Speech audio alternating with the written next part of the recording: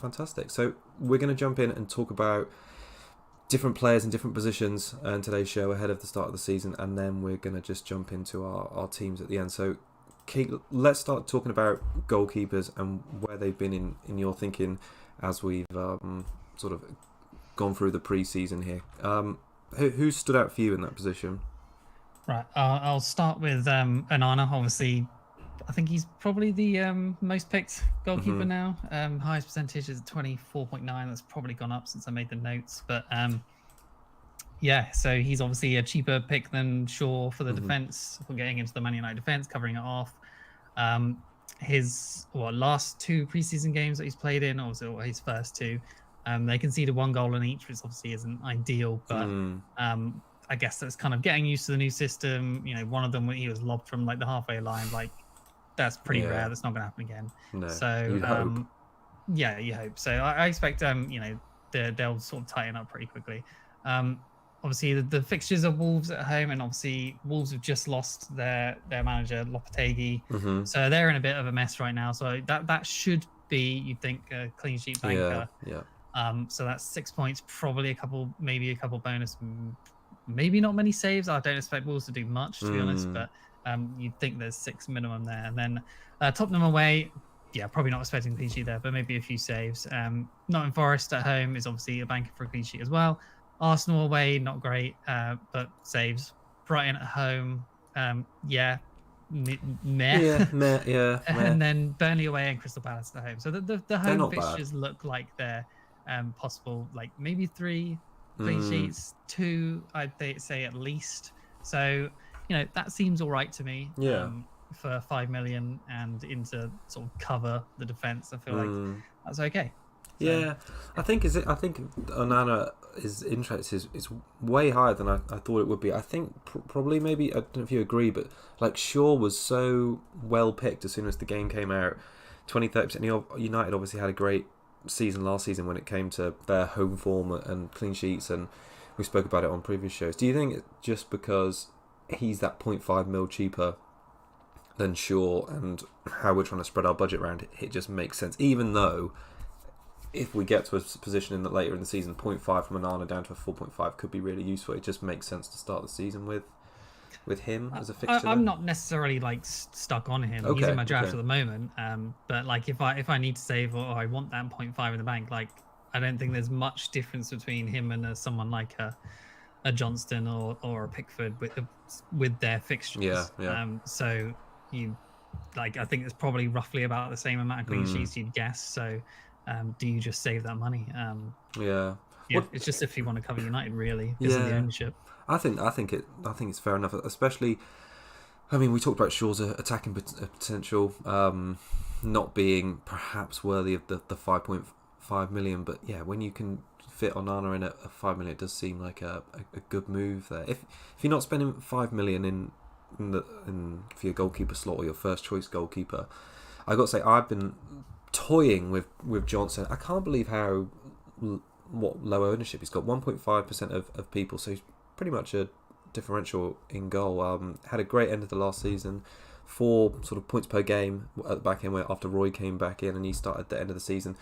Roy said that Gaita's something like he was disillusioned with the club, so I don't feel like he's under any threat. And what Crystal Palace provide, obviously decent defensive record and history of that, especially with Roy, and in Whitworth as a backup at 4 million, you've got quite a secure 4 million / 4.5 million sort of combo there, rather than having to rely on 2 different teams, which I always think is quite important. Is that something you're considering? Definitely. I think it's the issue is, which I'm sure we'll get onto with all the other players, for me anyway, and probably for you, is trying to work out the best 4 or 5, depending if you're playing 3 at the back or 4 at the back, teams to start the season with from a defensive point of view.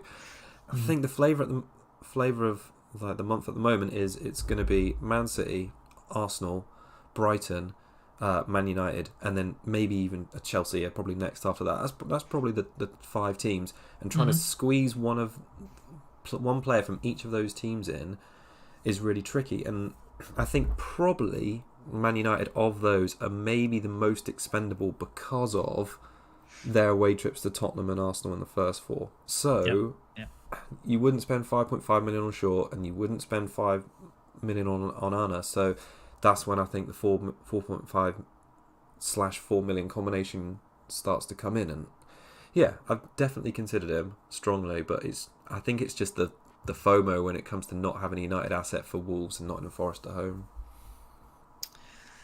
Yeah, true. It's going to be scary to go against that, I think. I wouldn't be surprised if maybe Forest get one, but Wolves I just can't see at all. No. But I think it's just, you got to think about, up until wildcard and stuff, it's not just the first week. So I don't know.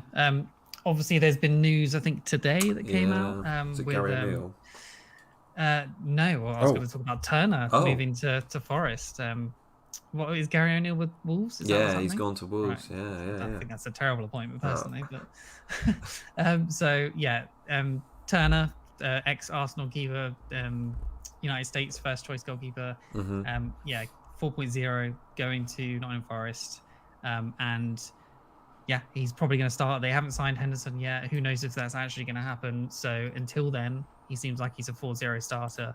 And then the rotation of fixtures with him and Pickford, who's 4.5, so that's 9.5. Is that right? 8.5. Sorry. 8.5. For 2 keepers with the fixtures rotation of Fulham at home, Sheffield United at home, Wolves at home, Sheffield United away, Burnley at home, Brentford away, Luton at home, Bournemouth at home, Luton at home again for whichever side that is, and then Wolves away. And those are like 7 home fixtures against really bad teams. It sounds really good to me. It sounds very enticing. It's probably something I'm going to look at more after the show if I want to go there. I mean, Everton's defense, Dyche, like the actual first sort of proper season under him, you'd imagine it'd be better. They've kept like 1-0 clean sheets the last 3 in the preseason, so they're gonna keep it tight, that's for sure. So I think that's certainly something I'll look at, and I may end up going there. And there's also Turner and Johnston from Palace as well, which is kind of just as good, which is Sheffield United away, Sheffield United at home, Brentford away, Wolves at home, Burnley at home, Fulham away, Brentford home, Nottingham Forest home, which they play each other. Wait, is that right? Yes, it is right. And then Luton home and Tottenham home. So Tottenham's obviously not great, but it's kind of it's negligible, that sort of thing. So it's whether you like Johnston or Pickford more, I guess. That's it's like 8 or 9 fixtures for both of them, which you could run with easily until if you played like a wild card. I like it. I like it a lot. I think just because of how they've priced some of those goalkeepers, like especially Ramsdale and Onana. But if you think you can pay like 0.5 million more to get into that back line, or it does sort of entice you to do it. But I think what the value you always seem to get from 4.5 million goalkeepers is the amount of saves and the bonus that come off the back of that. I mean, Raya, prime example last season. Pope, maybe, I think it was the year before that he was 4.5. It's usually a 4.5 million keeper that emerges, and there's one better than the rest that does end up. Pickford's usually pretty good for saves as well. Yeah, he does seem to get a lot. Yeah, I do like it. I just want to, I think before we move on from goalkeepers just to the defence, just on 4 million picks, I noticed when I was looking at the ownership, Areola 38% owned. I don't think he's going to play, is he? He's like, he didn't Seems start a bit the last unlikely one. now, doesn't it? Yeah. Everyone thought he would, and that's why he was owned by everyone. But it seems kind of unlikely now. Do you think for people that own him, just worth making sure that you change him just in case that, obviously, if he doesn't start the season, that's like a huge chunk of people who could get rid of him and his price could drop. Just pick Turner. Just simple, really. Pick Turner instead. Hope that goes through before the weekend, or before Friday. I'd imagine it'll be done by today, hopefully. I hope so. Well, let's move on to defence, because it spoke about like the top teams a moment ago. Who's maybe not even causing who's the most difficult pick, do you think, when it comes to defence at the moment, or which team is the most difficult pick for you to justify including? I don't know. I guess Estupinian is kind of like someone who I've been considering not going with. Right. Okay. Okay. But I mean, but he's 51% owned, It's which crazy. is I couldn't believe that. I was thought he'd be something like 25, something like that, but 51%. Maybe that's a lot of just like auto pick teams still, and they haven't really looked. But at the same time, you probably look at Luton at home in the first fixture and think, let's keep that guy. But yeah, 5 million. But I just don't see them keeping many clean sheets personally. I think they're very, very attacking, and Cancelo does look like he is going to leave. So I think they're losing something there. I think maybe one clean sheet in the first three, even though those first three fixes look great, and then other than that, the next two don't look great, but then they've got two good fixtures after that. So I think I'm going to have him just because I think he rotates really well with another player in my draft who I've got later. What do you think about him? I'm scared by the ownership, I'll be honest. I think if we are going to go for him, then I think now is the time to do it, just because of the fixtures. And again, the FOMO. I feel like the template at the start of this season is really strong. Like when you look at the ownership of players, and I think almost backing against that too much at the start is maybe a little bit dangerous. But obviously, it gives you the upside if you do win on that. But yeah, I don't see anything like too negatively wrong with Estupiñán. I think that Brighton aren't going to be up there for clean sheets. I think they only managed like 9 under De Zerbi when he came in last season, but he's sort of a minimal investment of 5 million. That's just over the threshold of what you'd pay like a base player, and he's got good to decent attacking pedigree against some teams that aren't great offensively. So Luton, Wolves, Bournemouth, West Ham as the first of all, and even Burnley after that. I mean, Luton and Burnley are a bit of unknowns, but Wolves, Bournemouth and West Ham, are they really going to score 2 or more goals against? And then you just think or against Brighton, and then you're thinking if he can get maybe 1 attacking return and 2 clean sheets across that, I don't think there's many other defenders that are, I don't know, going to do similar for teams that are priced at that or less, really. Yeah, I mean he's 5th highest expected points for defenders for the first 4 game weeks, which is interesting at 16.5, which is 4.1 points per game, which seems pretty good. And then so the guy that I'm thinking of doing with him in my team is rotating him in the bad fixtures for a guy called Udogie. I think he's from Spurs. 4.5 million, very attacking fullback, and it'll give me a set of fixtures of Luton at home, Wolves away, Bournemouth away / West Ham United at home. So you can choose between them. And a Burnley away, Sheffield United at home, Bournemouth at home, Aston Villa away, Luton away. So those are really good fixtures for me, and that's 2 really bombing on defenders and 2 very attacking teams, because Spurs teams has sort of changed the way they play, and they're very attacking now. So I don't think there's going to be many clean sheets for Spurs, but I also don't think there's going to be many clean sheets for Brighton. So if I can get the upside of those 2 rotating out of the really hard fixtures, and then there's probably going to be a couple of clean sheets in there for their good fixtures, plus some very attacking fullbacks with potential of attacking returns. I think that seems quite good. I quite like it, and a player to like, or to rotate an attacking player like that is not a bad shout, especially in teams where, like you say, neither of them are we're expecting, I don't think, to be up there for sort of the best clean sheet record over the course of the season, but definitely both are going to be up there when it comes to attacking potential. So I don't mind that at all, really. I mean Spurs fixtures as well, so the ones like, where is he, so Spurs fixtures are not bad at all. Like Brentford away, or the first 2 obviously not great, but then they got Bournemouth away, Burnley away, Sheffield United at home, and then there's 2 that I would rotate him out for, which are Arsenal away and Liverpool at home. I'd put in Estupiñán. Then they got Luton away, and then Fulham away, then Fulham at home, Crystal Palace away. So that they've got all these good fixtures, and I think it'd be stupid to think that Spurs can't keep a couple clean sheets. In those games, they're still a good team. They might be ultra attacking now, but they're still going to keep some clean sheets against bad teams. So I didn't think I was going to do anything like this before, but I just like it. I like it as like Udogie is like, seems to be absolutely nailed on as the first choice left back, I think it is. At 4.5 million, like why not just take that chance? And he's so low owned as well. So I was going to say, for a 4.5 million asset in what was historically or could still be like a top top 6, sometimes top 4 team in Spurs, then yeah, I don't hate it at all. And like you say, based on the style of play and from what I've seen of him as well in pre-season, he looks like he's got goal threat, whether that's assist or actually goals in it. So yeah, I think he's a good shout. Well, I'll talk about the one the team that I'm still not on board with the idea of, because in the first episode of this pre-season, and I was talking to you about it, I was saying, man, I don't want a Man City defender, and I've had Stones in there, and I feel like I've just been sucked into this Man City vortex, and I can't get out of it. And his ownership is like Stupian. It's scary. It's like 38%. He's 5.5 million defender. Man City clean sheet record wasn't great last season. He played plum centre back against Arsenal Community Shield.